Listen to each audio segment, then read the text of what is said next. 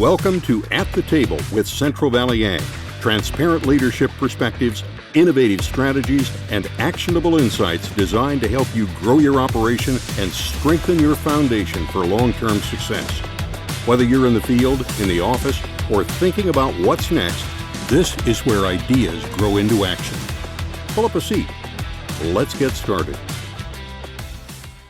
Welcome to At the Table with Central Valley Ag. I'm your host, Nic McCarthy. This is the podcast where we bring people together to talk about ideas, conversations that keep your cooperative growing stronger.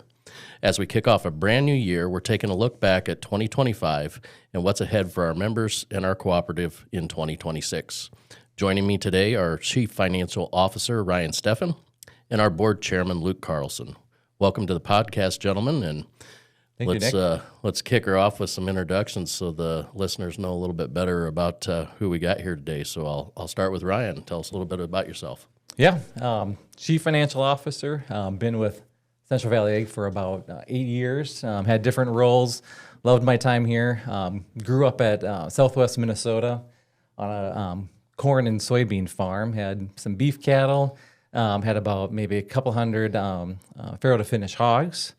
And then I went to the Twin Cities to school. I didn't want anything to do with the farm anymore. I told my dad, I'm done. I'll see you later. But you know what? The farm is in me. Here I am back at the co-op working again. There you go. Mm-hmm. And you said it was what year of harvest this year? He finished his... Yeah, this was probably be his last harvest. He's 77. Okay. But I'm pretty sure he'll get back on that John Deere next year. And then my mom and I will be like, what are you doing? Right. I thought we were done. Yeah. Well, that's good. That's good that he's still going. That's a fun story. Well, next up, we got Luke Carlson, Board Chairman of CVA and owner-operator of LTC Farms. Welcome, Luke. And hey, thank you. Why don't you give us a little bit of background? Sure, glad to be here. Luke Carlson. I've got the opportunity and the pleasure to serve as the chairman of the board of directors for CVA. Been on the board since about 2016. I farm in northwestern Polk County, irrigated corn and soybeans. I have 3 kids with my wife, Terry, and we live here in York, so it's a little bit of a commuting farmer, but it works out all right. So I'm glad to be here, glad to serve on the board of CVA. It's been a wonderful experience and gives me opportunities to do things like this. Yeah. So. And a hobby pilot on the side. A little right? bit of that too. Yeah, that's where I go to relax. Yeah, clear my mind. So yep. Yeah, well, we all need that. Well, I did get a positive feedback from one of our board members around our first podcast, and I guess I did kind of forget to introduce myself in the first one. But I'm Nic McCarthy, CEO and president of Central Valley Ag. Thanks to the board's confidence in me for 25 years in the company, and after Carl Dickinson's retirement, excited to lead this cooperative into the next chapter in the future here. So, kind of exciting. I did start as an applicator at CVA, so I've held about I think every role there is. Maybe not on a full-time basis, but in a fill-in basis. You did accounting too? Well. Yeah, not really. Okay, that one you got me, Ryan. But you could say that I've been involved in P&Ls a lot. So yeah, so been able to see a lot of things in the cooperative, and just so excited that this company invests in its people and invests in its customers and reinvestment in assets, and it's really fun to tell the story. And we've got a lot of internal promotions that happen here. So just really excited that. We can continue to be successful, and we've got the company that we do here today. So we'll jump in. We're going to talk about, we just finished the annual meeting Monday. Want to thank everyone who came to the annual meeting. Would put that invite out there next year that if you haven't been to one, we'd sure love to see you as a patron. We like mingling and sharing the success that your company had the year that we finished and where we're going in the future. And that's what we're kind of start today's conversation at is where did we land last year, Ryan? All right, yeah. So our fiscal year end is August 31st. I know it's been a little while, but it takes a little while to get all the numbers. But we ended up little over $19 million. That was shy of our forecast. We forecasted about $24.5 million, but it's still quite impressive number. I mean, we started out, it was pretty tough last fall. Dry was, the fall for fertilizer application was pretty tough. Corn was dry, didn't need a lot of propane. We were behind shipments. I think there at one time we were probably negative about 34 million, but we are a third quarter company. Actually, last year was probably more of like a fourth quarter company, where we got to 19 million. So, again, it's still an impressive number, but when on-farm economics are tough, it's tough for the co-op too. So, but 19 million, and then our total net income was 35 million. So that includes our regional patronage. So local income was 19 million, and then our total income was 35 million 190. Good. Who would fall into that regional patronage bucket? I mean, we hear that from a lot of companies, and who are some of the big ones that we receive patronage from, like a grower would? Right. Well, that's a great question. So some of the regional patronage that we get come from CHS, come from AGP, from the soybeans that we sell them, and CoBank, who we do our financing with, and then, of course, Land O'Lakes. And that was about 15 million that we got in patronage they give us. Like, we give patronage out to our owners. Sure. Well, with good financial results, there's always the opportunity to reward those that supported the business and got us there. Luke, maybe walk us through what the patronage payout and equity retirements looked like this year. So this year, the board has approved, it was roughly 15 million of equity revolvement, estate payouts, and patronage. A portion of that patronage will be retained, and then a portion of it paid in cash. So the board is happy that we are able to build assets and invest back in the cooperative, maintain that strong balance sheet with a good working capital behind it, and then also be able to return equity, revolve equity, and pay patronage to our owners. One of the huge benefits, obviously, of doing business with a company that you own versus a multinational or a private company where their profits are sent elsewhere. So board is very proud of the fact that we're able to remain somewhat current on our equity revolvement. I believe we just paid out 2013's equity. So that gives us about 12 years of retained equity, which has been managed to the point where I believe it puts us in a position to continue to revolve that equity without putting the balance sheet or the co-op in straining the balance sheet, or the finances of the co-op. So we're solid. And we're moving forward. So for sure. One number that jumped out to me that I just think is truly amazing, and obviously we've seen it with projects like Cortland. The investment to buy out the 8120 JV, especially ag formulations that we bought into that JV over in Aurora, Nebraska, is $106 million in capital expenditures last year, reinvested into this company and this grower's ability for us to serve. Just truly amazing, that kind of money put back out there in the business. And really, as we talk about, the questions often come, why is that portion of equity deferred? And really, that's kind of the investment back into the assets that we hope to get the return on over our 5-year or 7-year ROI. It goes even a little bit deeper than that. We've had the conversation in the past. It is a farmer-owned cooperative. If the farmers held no equity in the co-op, who owns the co-op? So it's a little bit of that skin in the game.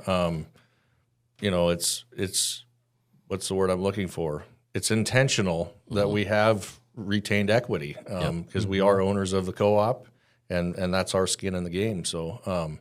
Yeah, all of the above is what makes a co-op work. That's right. That's right. Well, Ryan, as you talk about, you shared with us the results from 2025. I mean, what does that do to the strength of the balance sheet of Central Valley Ag? Right. Well, the strength as we had on a balance sheet remains strong.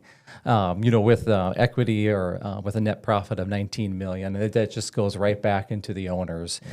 We did have to take out some debt this last year, additional $60 million, predominantly to finance some of these investments, the 106 million. But even with that said, our debt equity to our long-term debt to our equity is still really low. It's about 15.7%, and based on industry standards, that we are on the lower end. So still very, very strong. we have we have a lot of equity to build up and to keep on going. Yeah, and I think this is the first time in a few years that we've had long-term debt. I mean, we had operated quite a few years, but obviously with the opportunities that came with the projects that we had, needed to step in. 106 million spent. Yeah. Take 65 out. It is understandable that we needed to step out there a little bit. Yeah, and don't forget, we spent 105 this year, but 90 and some change the year before, and we were investing the year before that, which has all been paid, basically out of our working capital. Right. So 264 million in the last 3 years. Yeah. I had to double check this year. I thought last year was a big year, but 264 million with just taking 60 million in debt. Yeah. That's pretty good. And a lot of times you think of you buy a farm and it's a 30-year, long term, and my farmer mind isn't long term when it comes to the co-op world. So how many years do we stretch that out? The 60 million. Oh, that'll be about 5 years. 5 years, 5 years. Mm-hmm. It's not a bad thing. No, Right. definitely not. And Well, these assets will be here for a long time. Oh, I mean, absolutely. Cortland would be here 30, 50 some years. So right. And investing in communities and places that otherwise might not be invested in. We're building some of these assets in areas that you might not have a private or a multinational company putting these assets in for the benefits of the farmers in those areas. And if we place them right, they'll be there, like you said, Ryan, they'll be there for a long time. So. Right, right. Yeah, it's hard, when we look at the landscape, and a lot of times we talk about, the companies that are not cooperatives, and the hurdle rates for publicly traded companies are a lot higher than what our cooperative board and farmers hold us to. And a big part of that is, the co-op takes a stance of, and Carl Dickinson always said this, is there's an economic and social responsibility that your cooperative has to play.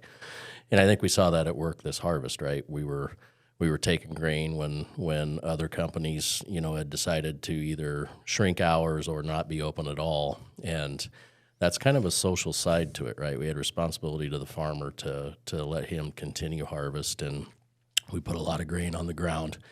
But when you look at building and reinvesting in businesses, a lot of companies see the rural areas shrinking, and it's hard for them to say, I'm going to get that economic return for putting a facility in a Cortland, Kansas, or a facility in Narca, Kansas, and it's really the reinvestment into what your owners want and what can service them, and that's the true power of the co-op. So it's really neat to see it at work. Well, let's dive into the annual meeting recap. I know, Luke, we had some board election updates that we should inform the membership of. Sure, absolutely.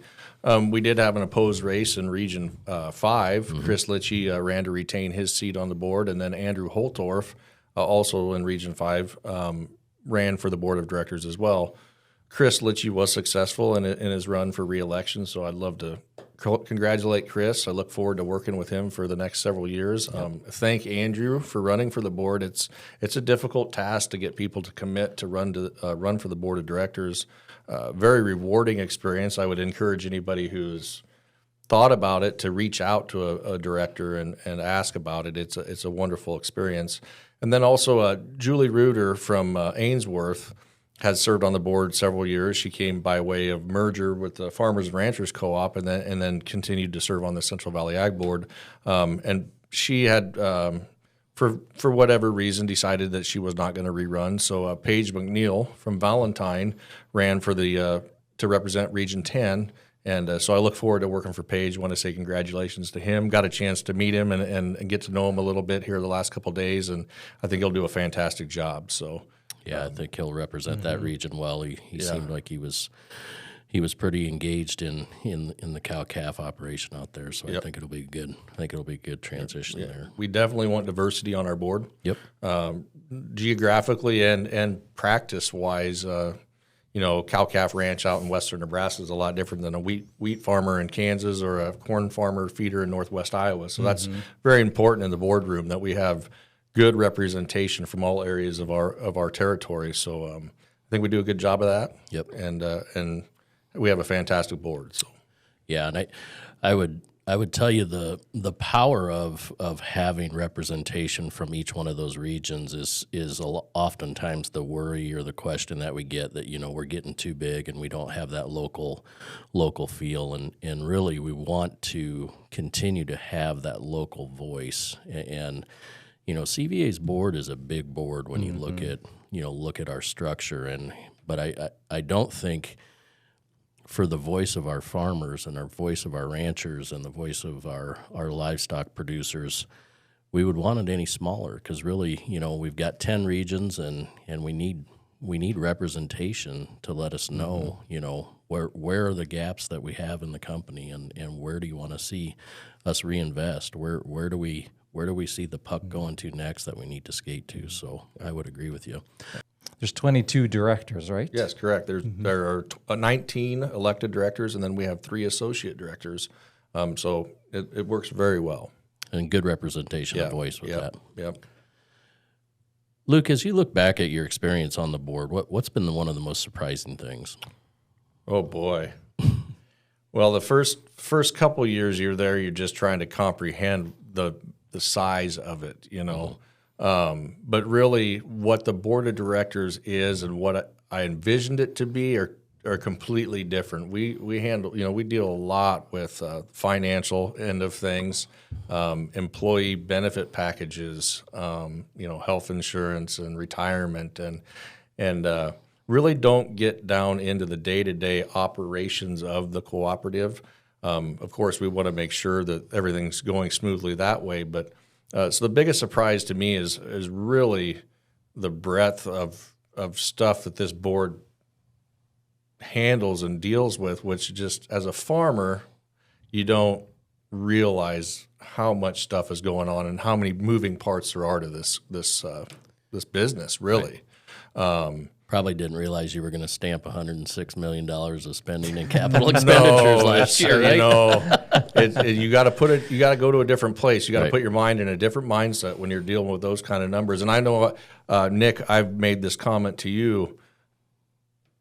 As the farm economy tightens, I've noticed, so does the cooperative's business. They follow hand in hand. So as a farmer sitting on a board of directors, where maybe in your own operation you're a little pinched up a little bit, and you're in conservation mode. You're not spending money. You're trying to pinch every penny, and then you go into a boardroom where you've got to keep moving forward, and it gets a little bit uneasy because you're talking about making these big investments, and on your own operation things are pretty tight. Right.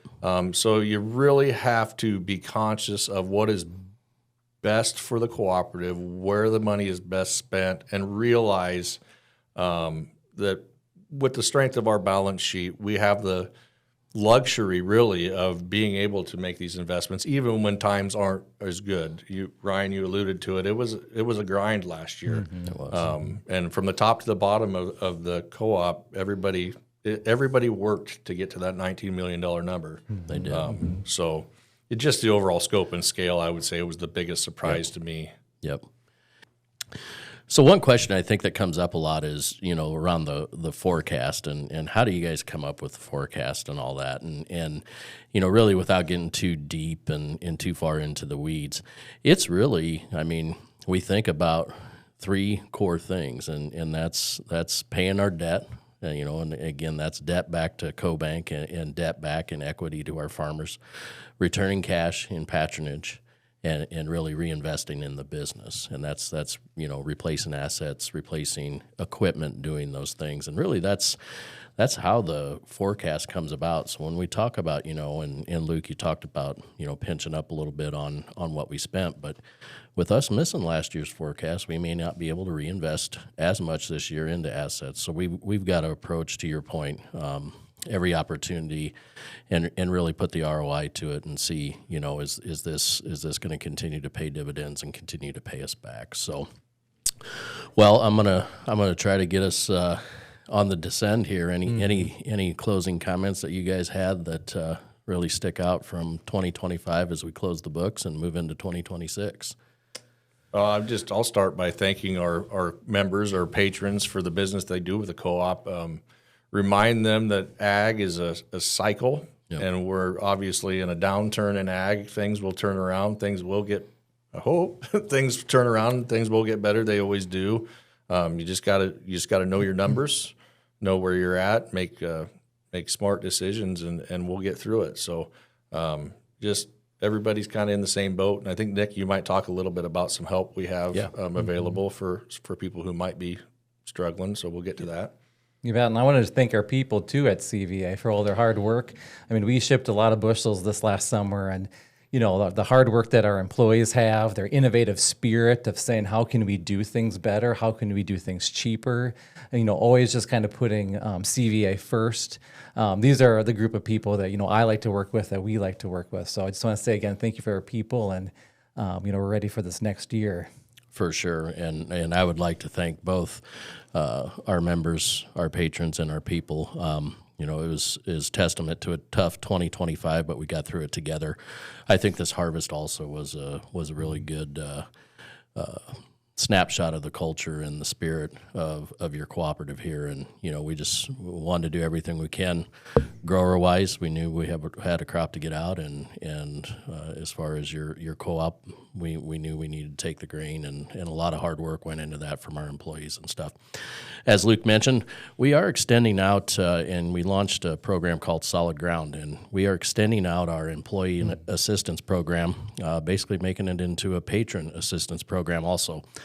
What this involves is if you're having some challenges on the farm, whether it be mental, financial, and need to talk to somebody in total confidentiality, you can reach out to our EAP program, which is Employee Assistance Program, but this would be from the grower side. Totally confidential.